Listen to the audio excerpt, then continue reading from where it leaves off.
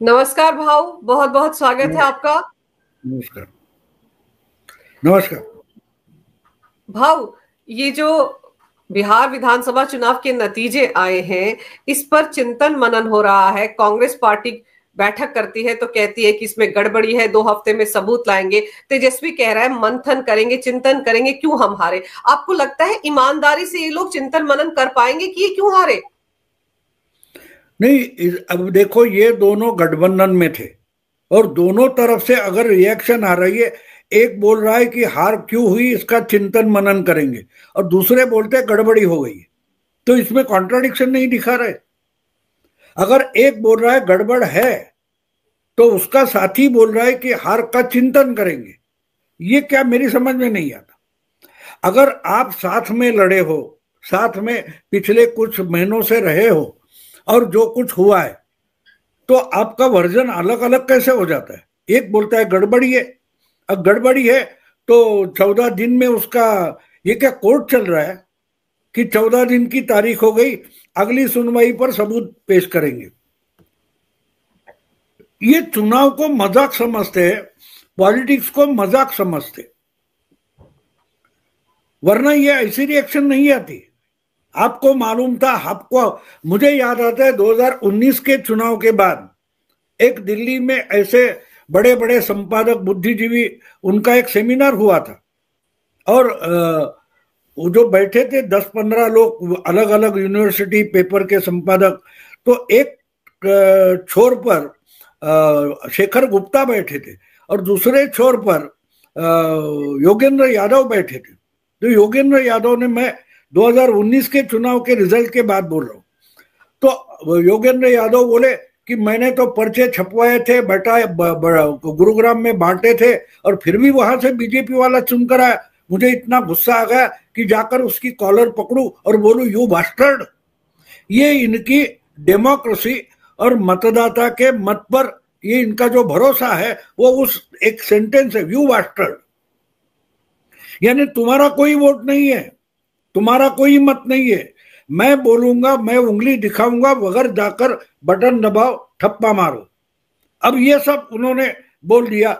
और तो बाद में दूसरी छोर पर बैठे शेखर गुप्ता ने ईमानदारी से कहा कि मैं प्रणय राव वगैरह उनके साथ घूमता था अलग अलग जगह, हमें दिखाई दे रहा था कि लाभार्थी नाम का एक वर्ग क्लास पैदा हुआ है।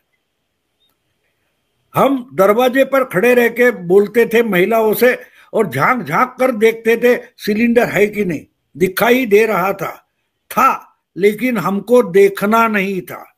आज भी वहीं पर फंसे है कि है सामने लेकिन देखना नहीं है, और देखा तो कबूल नहीं करना है, सरासर झूठ बोलना है। तो बोलते रहो। एक बात है, आयन रैंड नाम की एक बड़ी लेखिका अंग्रेजी में है, उन्होंने 50 के दशक में बहुत सारी अच्छी अच्छी किताबें, उपन्यास लिखे। तो वो उनका एक कोट है, बढ़िया कोट है, कि आप सच को नकार सकते हो लेकिन सच्चाई के परिणाम भुगतने पड़ेंगे। तो ये हो रहा है, बहुत बड़ी बात नहीं है। आप जो दिखाई दे रहा है, जो सच्चाई सामने है, वो आप बस नकारते रहे हो गेले 25-24 साल से। अब सच्चाई क्या है आप पूछोगी। बहुत पीढ़ियों से एक कहावत या उक्ति चलती आई है और सब बहुत बड़े बड़े पॉलिटिशियन अब भी जो बोलेंगे, कोर्ट सोशल मीडिया में लिखेंगे कि सच्चाई परेशान होती है, पराजित नहीं। 24 साल से एक सच्चाई परेशान है, जिसका नाम है नरेंद्र मोदी। पराजित तो नहीं होती। आप 24 साल से लगे हुए हो उसको पराजित करने में, लेकिन उसको परेशान करने के आगे अगर नहीं जा पा रहे हो तो वही तो सच्चाई है। अब वो सच्चाई आंख खोलकर जो देख नहीं पाते, समझ नहीं पाते, वही कोर्ट इस्तेमाल करते हैं कि सच परेशान होता है, पराजित नहीं। और सामने खड़ा कौन है? तेरा बाप। वो तो सच्चाई है ना। अगर वो परेशान हो रहा है, मोदी जी 2002 से लेकर 2001 से लेकर 2025 तक बार बार हर दिन परेशान हो रहा है, पराजित नहीं हो रहा है। तो उस उक्ति के आधार पर सच्चाई का नाम क्या है? नरेंद्र मोदी। बस बिहार में हमने वही तो देखा है। लेकिन ये लोग देखना नहीं चाहते, देखते तो समझना नहीं चाहते, समझते हैं तो बोलना नहीं चाहते, तो हम उनको कैसे मदद कर सकते? देखो तो आपकी जो बीमारी है वो आपको आपके डॉक्टर को बतानी पड़ती है, बाकी किसी को बताओ मत बताओ। लेकिन जिसके पास आप ट्रीटमेंट लेने जाते हो, उपचार लेने जाते हो, उसको तो आपका दुखड़ा क्या है सच में बताना पड़ेगा। अगर उससे छुपाओगे तो क्या? अब मैं मेरी उम्र ज्यादा है, मैं सिगरेट पीता था तो बहुत सारे लोगों से झूठ, हाँ नहीं आज कम पी, मैं झूठ बोलता था ना, मैं औरों का उदाहरण क्यों दूं? लेकिन नुकसान मेरा हुआ ना। आज अगर मेरा गला खराब है, ज्यादा बोलने से तकलीफ होती है, तो ये उस पाप की कीमत मैं चुका रहा हूं कि मैं लोगों से, अपने दोस्तों से, घर वालों से झूठ बोलता था, नहीं आज कम पिए सिगरेट, परिणाम तो हुआ ना। तो बस यही बात है, कोई बड़ी गुत्थी है पॉलिटिक्स में वो सुलझा, उसकी जरूरत नहीं। हमारी जिंदगी हमें बहुत कुछ सिखाती रहती है, क्या हम सीखने को तैयार है? अब ये बातें दिखाई दे रही थी। अब मुझे कहो आप कि राहुल गांधी वहां जाते हैं, मछली पकड़ने जाते हैं और डुबकी मारते हैं, और उसके पहले बोलते कि अरे मोदी को बोलो वोट मिलेंगे तो वो स्टेज पर, मंच पर आकर नाचेगा। तुम क्या कर रहे हो? मोदी तो नाचा नहीं, डांस नहीं किया उसने, तुम क्या कर रहे हो? अब ये राहुल गांधी का गधापन है, मूर्खता है, उस पर बात मत करो तो आप एनालिसिस क्या कर पाओगे? आप बीमारी पर क्या बात करोगे? अगर आप जहां दुख रहा है, यातना हो रही है, वेदना हो रही है, उस पर अगर डॉक्टर उंगली नहीं रखेगा, आप उसको वहां हाथ तक नहीं लगाने दोगे, तो बीमारी का डायग्नोसिस कैसे होगा? और बहुत सारे दुनिया भर के डॉक्टर लगे हुए कि इसको वेंटिलेटर से कैसे उठाए। कांग्रेस वेंटिलेटर पर है। आज अगर कांग्रेस बार बार हार रही है, इसका कारण जयराम रमेश ने उसका अच्छा डायग्नोसिस 2013 में 12 साल पहले किया था, 14 साल पहले उन्होंने कहा था, यानी 2014 का चुनाव होने वाला था, तब जयराम रमेश मिनिस्टर थे मनमोहन सिंह के गवर्नमेंट में, और उन्होंने कहा था कि कांग्रेस के सामने आजादी के बाद का सबसे बड़ा चैलेंज खड़ा हुआ है नरेंद्र मोदी, ये कांग्रेस के इतिहास का सबसे बड़ा चैलेंज है। आज वही राहुल गांधी की चमचेगिरी करते घूम गए। यानी डॉक्टर ने कांग्रेस की या राहुल गांधी की ट्रीटमेंट करने के बजाय अगर राहुल गांधी ही डॉक्टर की ट्रीटमेंट करे तो डॉक्टर पगला गया। इससे और क्या एनालिसिस करूं मैं? आप बोलिए। तो कहने का मतलब वो है कि जो चीजें होती है वो आपको देखनी पड़ेगी, सच्चाई है समझनी पड़ेगी, और गलती होती है तो गलती माननी पड़ती है, उसके बाद आप सुधरना शुरू करते हो। आप गलती ही नहीं मान रहे हो, आप बोल रहे हो कि 14 दिन में 15 दिन में सबूत लेकर आएंगे। क्या सबूत लाओगे आप? सुप्रीम कोर्ट ने आपको बोला था कि भाई लाखों के नाम वोटर लिस्ट के काटे गए हैं, जो जिंदा है वो मरे डिक्लेयर करके काटे गए, तो उसमें से 15 लेकर आओ। आप लिख रहे लाखों में से 15 सबूत, यानी जिंदा लोग जिनका नाम कट गया है, तो सुप्रीम कोर्ट में आप ला पाए? नहीं पाए। इसका मतलब आप सरासर झूठ बोलते हो। तो एक बात होती है, झूठ हम बोलते हैं, कभी कभी बोल लेते, बहुत सारे लोग होते, लेकिन आहिस्ते आहिस्ते आप लगातार झूठ बोलते रहो तो लोगों को पता चलता है कि ये झूठ बोल रहा है। आप पर लोग भरोसा नहीं करते, लेकिन सालों से अगर आप झूठ ही बोलते रहे तो आपको ही वो झूठ सच लगने लगता है और आप एक भ्रमजाल में फंस जाते हो। बिल्कुल कांग्रेस की हालत वही हो गई। ये हार और कुछ नहीं है, ये खुद समझ नहीं पा रहे, और इनको इनकी झूठ पर चादर डालने वाले जो मीडिया वाले थे, जो बुद्धिजीवी थे वो अब फंस गए, उनको समझ में नहीं आ रहा है कि अब तो हम पर भी लोगों का भरोसा उठ गया। ये सुरमा हुआ करते थे, अलग अलग चैनल पर होते थे, संपादक होते के चैनल पर आके एनालाइज करते थे, ओपिनियन पोल लेते थे, आज उनका भरोसा कहाँ उड़ गया। आप मुझे बोलिए कि मैं तो घर में, मेरी उम्र हो गई है, मैं घर से बाहर अकेला तक नहीं निकल पाता। मैं एक जगह बैठकर जो कुछ खबरें सुनता हूँ, समझने की कोशिश करता हूँ, उस पर एनालिसिस करता हूँ। तो घर में बैठकर अगर मैं, बिहार कहाँ है, मैं मुंबई में, और मैं बोल रहा हूं कि 175 होगा। एक हफ्ते पहले जब एग्जिट पोल पर चर्चा में मैं पॉडकास्ट में था, तो मुझे जब पूछा, हमारे जो साथी थे, ओमकार चौधरी हो या पुंडीर हो या अभिषेक वगैरह, तो मैंने बोला था कि मैं 3 महीने पहले तो 150 बोल रहा था, लेकिन आज का मेरा आंकड़ा 175 है और वो शायद 200 तक जा सकता है। ये मैं मुंबई में बैठकर बिहार की बात कर रहा हूं। तो मैं कहां से कर रहा हूं? हवा में कर रहा हूं? बिल्कुल नहीं। मैंने 2014 का चुनाव प्रेडिक्ट किया था, 19 का किया था, 24 का किया था, बहुत सारे किए थे। अगर मेरे घर में बैठकर भी मेरे अंदाज 80-90% सही निकलते हैं और आप उसका सर्वे करके भी गलत होते हो, तो प्रॉब्लम आप हो। सर्वे गलत नहीं होता। आपने अगर गलत तरीके से आप गेहूं के बोरे में एक डालोगे और मुट्ठी भर अनाज निकालोगे और बोलेगे अरे ये चावल है, तो वो चावल नहीं हो जाता, क्योंकि आपने उस बोरे पर चावल लिखा है, इसलिए अंदर का गेहूं चावल नहीं होता।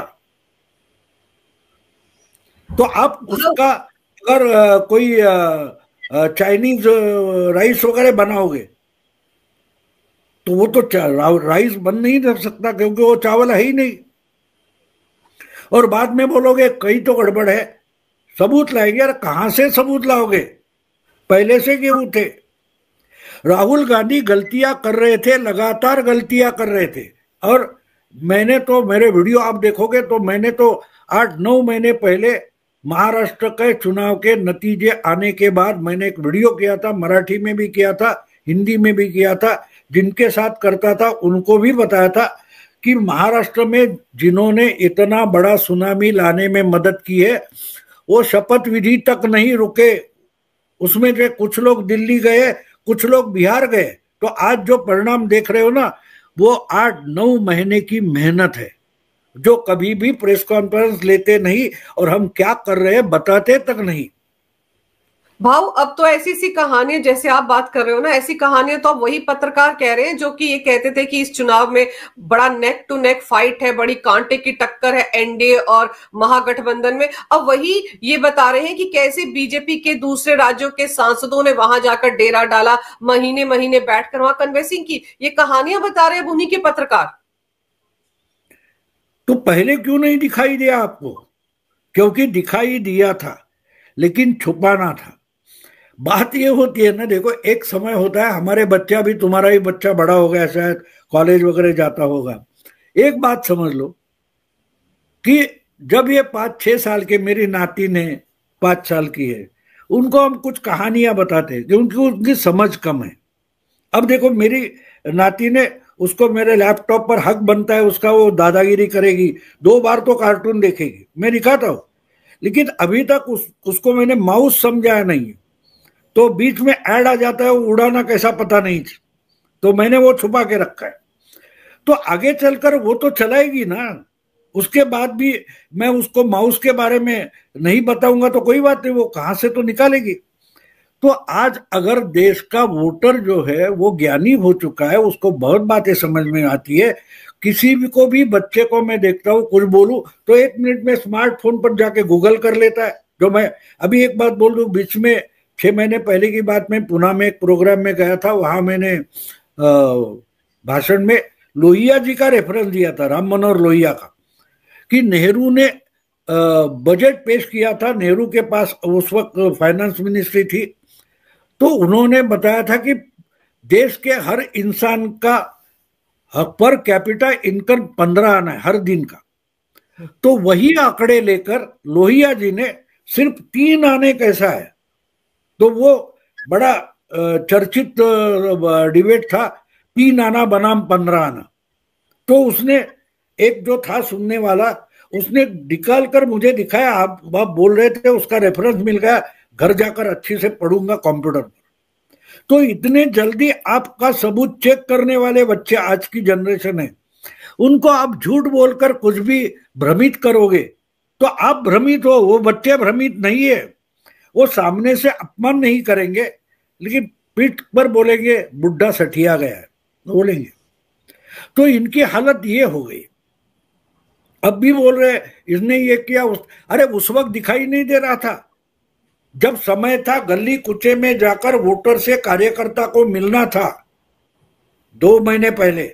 उस वक्त राहुल गांधी अगर पदयात्रा निकालते 14 दिन की और सब कार्यकर्ताओं को उधर बुला लेते हैं, तो गली कुचे में वोटर से मिलने जाएगा कौन? उनको आपने रोका है, बीजेपी ने नहीं रोका। आपके कार्यकर्ता थे, आपके फॉलोअर थे। तो आप बोले वो छोड़ दो, यहां आ जाओ, आज बहुत अच्छी वनडे खेलेंगे। तो वनडे खेलने में चुनाव का टाइम तो निकल गया, सीट का बंटवारा तक नहीं हुआ। और दूसरी तरफ अभी और एक बड़ा सब्जेक्ट है, मैं करूंगा कभी जब टाइम मिलेगा तो आपसे लोगों से ही बात करता रहा हूं। एक बिहार के चुनाव का सबसे बड़ा अगर अहम हिस्सा अगर क्या है, तो समय पर बिना झगड़े के एनडीए का सीट का बंटवारा हो गया। और जिसमें बटा गया तो ये लगा था इनमें झगड़ा चल रहा है, वो चल रहा है, खबरें झूठी दिए जा रही थी कि चिराग नहीं मान रहा है, नीतीश बीजेपी की ये सीटें गिराएगा, बीजेपी इसकी सीटें कम करेगी। हर एनडीए के हर पार्टी की अच्छी सीटें आई, जो महाराष्ट्र में भी आई थी। तो सोचना जरूरी था कि बीजेपी की ताकत बढ़ी, लेकिन शिंदे की नहीं घटी, अजीत दादा की नहीं घटी। तो ऐसी का चमत्कार हो गया कि उनको समझाया गया कि ज्यादा 90 सीटें मांग रहे हो, चुनकर कितनी लाओगे? 20 लाओगे, 25 लाओगे? तो सीटें कम ले लो, 60 ले लो, और 60 में से 35 लाओ। 90 में से 25 लाने के बजाय 60 सीटें ले लो, 35 लाओ, संख्या तो एनडीए की बढ़ेगी। भैया तुम 85 ले लो, 100 मत मांगो, 80 ले लो, लेकिन 80 में से अगर 50 लाते हो तो एनडीए के बढ़ेगी। हम बीजेपी ज्यादा लड़ेगी और ज्यादा लाएगी। बीजेपी का एक भी डिपॉजिट महाराष्ट्र में नहीं गया। और मानता हूं, अभी मैंने आंकड़े देखे नहीं, लेकिन मैं मानता हूं कि बिहार में भी बीजेपी ने जितनी सीटें लड़ी है, स्ट्राइक रेट छोड़ो, एक भी डिपॉजिट नहीं गया। तो क्यों नहीं गया? अब आरजेडी के वोट परसेंटेज कम नहीं हुए, तो इतनी सीटें में फर्क क्यों हुआ है? इसका अगर आपको रेफरेंस चाहिए तो आप कर्नाटक दे सकते हो, पुराने चुनाव है, राजस्थान के देख सकते। राजस्थान में पिछले चुनाव में कांग्रेस का 1% ज्यादा वोट है, लेकिन सीटें कम हो गई। तो क्यों होती है? एक आपके घर में मैं आ जाऊं, आप मुझे चाय पिलाएगी, तो चाय की जो सॉसर होता है, प्लेट होती है और कप होता है, कप में जो 1.5 इंच ऊंचाई का चाय होता है, वो अगर मैं प्लेट में डाल दूं तो आधा इंच हो जाता है। तो फैले हुए जो वोट है वो अगर कंसोलिडेट होते हैं तो उसकी ऊंचाई बढ़ती है, वो चुनकर आने वाला है। तो सीट वहां की ले लो जहां तुम्हारी ताकत है, जहां नहीं है उसका हमारा नुकसान करोगे। हमारी वहां ताकत है, हम जीत कर आएंगे, तुम्हारे यहां तुमको मदद करेंगे, तुम जीत कर आओगे। इस ढंग से सीट का बंटवारा होगा। ये सीट मुझे ज्यादा चाहिए, हारने जीतने का सवाल ही नहीं था, हर एक को सीट ज्यादा चाहिए थी, उसमें ही फंस गए महाराष्ट्र में। इसलिए मैंने पहले से बोल रखा था कि जो महाराष्ट्र में हुआ वही रिपीट होगा। और एग्जिट पोल के बाद मुझे लगता है शायद पुंडीर ओमकार के साथ में बैठा था, तो मैंने बोला मैं बोल रहा हूं महाराष्ट्र रिपीट होगा। इसका मतलब साफ है कि अगर महाराष्ट्र में इंडी अलायंस 50 के नीचे आ गई तो यहां भी 50 के नीचे आएगी। तो एग्जिट पोल इसके आगे अगर करना है तो कौन पक्का हारने वाला है उसका करो, चुनकर आने वाले की करने की जरूरत नहीं है। हारने वाला कौन है ढूंढो। और मेरा वो तरीका होता है, मैं हमेशा चुनाव का जो स्टडी करता हूं, जो माहौल होता है उसके आधार पर, और जो जो कोई सर्वे आते हैं उनको मिलाकर जुलाकर मैं जो मेरा गणित पेश करता हूं वो उस ढंग का होता है कि भाई इसमें पक्का हारने वाला कौन है। अब जब कोई हारने वाला पक्का हो जाता है तो वही अंगुली निर्देश करता है कि जीतने वाला कौन है। बस इतना आसान होता है। हाँ, वो स्वीकारना जरूरी होता है। और आशुतोष का वगैरह मैं बोल रहा हूं कि वो भी बोल रहा है कि हमारा बायस है, आशुतोष ने बोल लिया, अभिज्ञान प्रकाश भी बोल रहा है। तो बायस निकाल दो, काम खत्म हो गया ना। बायस निकाल दो, आपका काम खत्म हो जाए, बहुत बड़ी बात नहीं है। आप वो अभिज्ञान प्रकाश ये अपने अपने बायस के चश्मे लगा कर जाते हैं, तो तुम्हारा बायस है तो उसका क्या करोगे। क्या है ये, एक दूसरी कहानी बोलता हूं आपको। 80 के जमाने की बात है, 1980, 89, 88।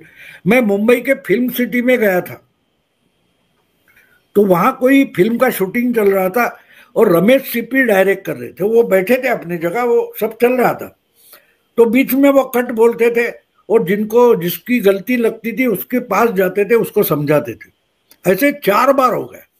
तो बाद में उन्होंने 10-12 मिनट दिए थे इंटरव्यू करने। तो मैंने उनको पूछा, आप उठकर क्यों जाते हो, आप तो बड़े हो, आप डायरेक्टर हो, उसको बुला लेते, या आपके पास मेगाफोन है उस पर बोल देते। बोले नहीं, ह्यूमन साइकोलॉजी समझो। मैंने बोला क्या है। बोले मैं अगर उसकी गलती जाहिर से बोलूंगा, पब्लिकली बोलूंगा, तो बाकी लोगों का नेक्स्ट टाइम ध्यान उधर रहता है कि ये गलती करता है कि नहीं, और अपनी जगह गलती कर देते।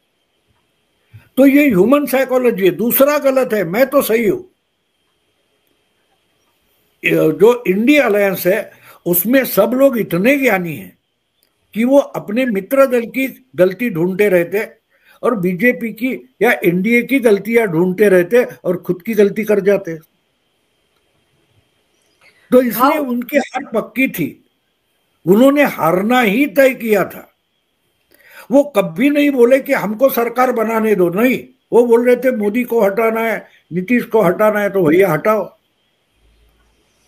लोगों को अल्टरनेटिव होता है, आप ये पानी मत पियो, आप ये खाना मत खाओ, ये होटल गंदा है, तो भैया भूख लगे कहाँ पियो, कहाँ प्यास लगे कहाँ का पानी पियो, वो तो बताओ।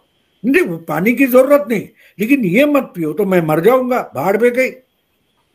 जो मुझे प्यास लगने के समय जो जल मिलता है वो गंगा जल से भी पवित्र होता है, क्योंकि मुझे जिंदा रखता है। बाद में 2 साल के बाद कभी गंगा में जाऊंगा, लेकिन आज मुझे जिंदा रहना चाहिए। ये आम आदमी की सोच रहती है। वो अगर सोचोगे तो वोट कैसे बनते हैं, मत कैसा बनता है, वोटर किस ढंग से वोटिंग करता है, वो समझ में आएगा। भाव, आपको लगता है कि कांग्रेस गोल गोल घूम रही है? वहां पर समस्या राहुल गांधी के लॉन्च को लेकर है, कितनी बार लॉन्च किया है, अभी भी गड़बड़ी ढूंढ रहे हैं, क्योंकि राहुल गांधी वोट चोरी का एक जुमला दे चुके हैं, इसीलिए गड़बड़ी की बात कर रहे हैं। और यहां तक कह रहे हैं कि 90% स्ट्राइक रेट बीजेपी को कैसे मिल गया, हमें तो 1984 में भी नहीं मिला था। इस तरह की बातें कर रहे हैं। वो गलती वहां कर रहे हैं कि बीजेपी ने 243 सीटें नहीं लड़ी थी। बीजेपी ने जीत सकते हैं उसी सीट पर उम्मीदवार खड़े किए थे। नीतीश ने जहां जीत सकते वहां सीट लड़ाई थी और दोनों ने मिलकर लड़ाई थी। तो इनके वोट उनको ट्रांसफर हो गए, उनके उनको ट्रांसफर हो गए। वो सीट पर अड़े नहीं बैठे थे कि ज्यादा से ज्यादा सीटें। तेजस्वी ने 100 कुछ 42 वगैरह 47 सीटें लड़ी, क्या बीजेपी उतनी लड़ी? तो स्ट्राइक रेट आएगा कहां से? अगर तेजस्वी मान लो जहां ताकत थी वहीं पर लड़ते तो ज्यादा स्ट्राइक रेट लाते। तो स्ट्राइक रेट वगैरह ये देखो, ये यहां फंस जाते, बहाने ढूंढने में ही इनकी ताकत और दिमाग खर्च हो जाता है। सच्चाई ढूंढो, हमने काम नहीं किया है, मेरा नाम डिक्लेयर करो, इसके लिए उधर भी अड़ा बैठा था, तेजस्वी भी अड़ा बैठा था। अरे भाड़ में जाए चीफ मिनिस्टरशिप, पहले चुनकर आओ, उसके बाद चीफ मिनिस्टर होता है, पहले वोटर लाओ, पहले वोटर लाओ। घर बनाना है तो घर बनाने के लिए जो सामान चाहिए वो तो लाना पड़ेगा ना, वो तो लाना पड़ेगा। फिर लकड़ी का बनाओ, लकड़ी लेके आओ। ईंट का बनाना है, ईंट का लाओ। लेकिन बात ये होती है ना, सिर्फ सपने बुनते रहते, उसके लिए मेहनत करनी पड़ती है, उसका तो पता नहीं। मेहनत तो हम करेंगे नहीं। और इन्होंने एक बात की है, एक कमेंटेटर पर ज्यादा भरोसा करते हैं। कमेंट्री में बैठे, कमेंट्री बॉक्स में बैठे हुए जो ज्ञानी लोग हैं वो बोलते हैं वहां से राहुल आएगा, वहां से तेजस्वी आएगा, ऐसी बॉलिंग होगी, ऐसी कैच उड़ेगी, ऐसी। कोई कमेंट्री से कैच उड़ा नहीं सकता। टीम वर्क होता है। टीम वर्क का मतलब क्या होता है कि ओमकार जी ने अच्छी बॉलिंग डाली थी, कैच उड़ी थी, लेकिन भाऊ बोला विकेट तो ओमकार के नाम पर लगेगी तो मैं क्यों कैच लूं। इस ढंग से जब गठबंधन बनते हैं तो वो हारते ही। कैच मैं लूंगा, कितनी भी कसरत करके लूंगा, लेकिन विकेट तो ओमकार के नाम पर लगने वाली है ना। तो उतना तो कोऑपरेशन भाऊ को करना पड़ेगा, तब टीम जीतती है, और उसको टीम वर्क बोलते हैं। ये एक दूसरे के गले काटने पर लगे हैं तो कैसे जीतेंगे। तो स्ट्राइक रेट वगैरह ये सब शब्द निकाले जाते हैं, उससे खेला जाता है। और राहुल गांधी कांग्रेस से और अपोजिशन पॉलिटिक्स से बच्चे जैसे खेल रहे हैं। तो खिलौना टूटता है तो बच्चे को दुख नहीं होता ना। जो बाप हो या माँ हो जिन्होंने मेहनत की कमाई से वो 500,000 का खिलौना लाया है, उनको दुख होता है, बच्चे को कहाँ दुख होता है। कांग्रेस राहुल गांधी ने बनाई नहीं है, और उसको अगर खिलौने के तरीके से आपने पेश किए तो मैं उसको भी दोष नहीं देता। मैं आज मेरी उम्र ये है, मुझे याद है जब मैं तीसरी या चौथी में था तो हमारे घर में जो रेडियो था, उस वक्त तो रेडियो भी घर में रहना बहुत महंगी चीज होती थी।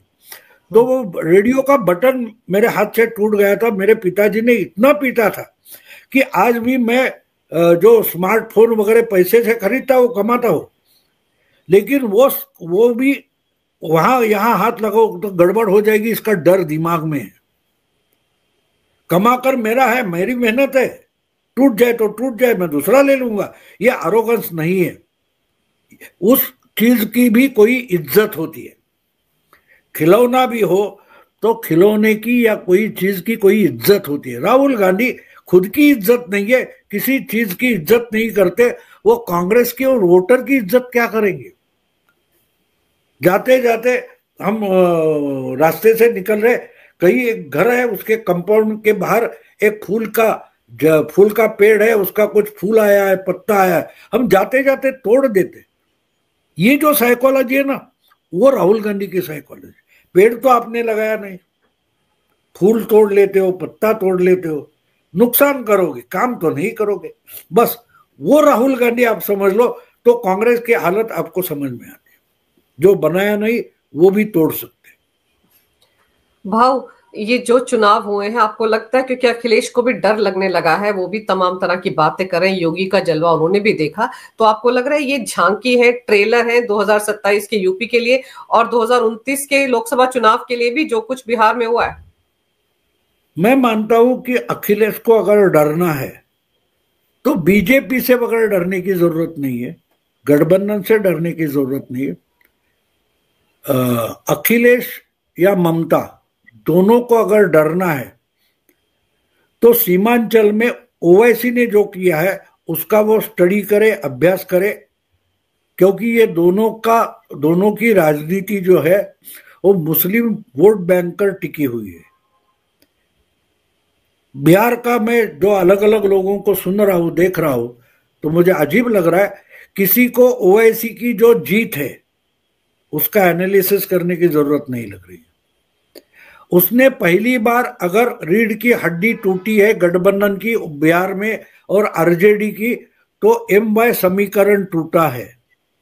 बड़ी संख्या में यादव वोट एनडीए के पास चला गया है और मुस्लिम वोट ओवैसी के पास चला गया। इसके पिछली बार 5 थे, इस बार भी 5 है। वो जो 5 सीटें थी वो उसने रिटेन की, वो तो सिर्फ 6 सीटें मांग रहा था, आपने उसको नहीं दी थी, लेकिन उसने अपनी वोट बैंक रिटेन किए। तो अगर इस आधार पर बिहार, बंगाल में और यूपी में ओवैसी अगली रणनीति चलाएगा तो मुझे लगता है कि वो अखिलेश के लिए बड़ा संकट है। अभी पहले इमीडिएटली ममता के लिए है, बाद में अखिलेश के लिए।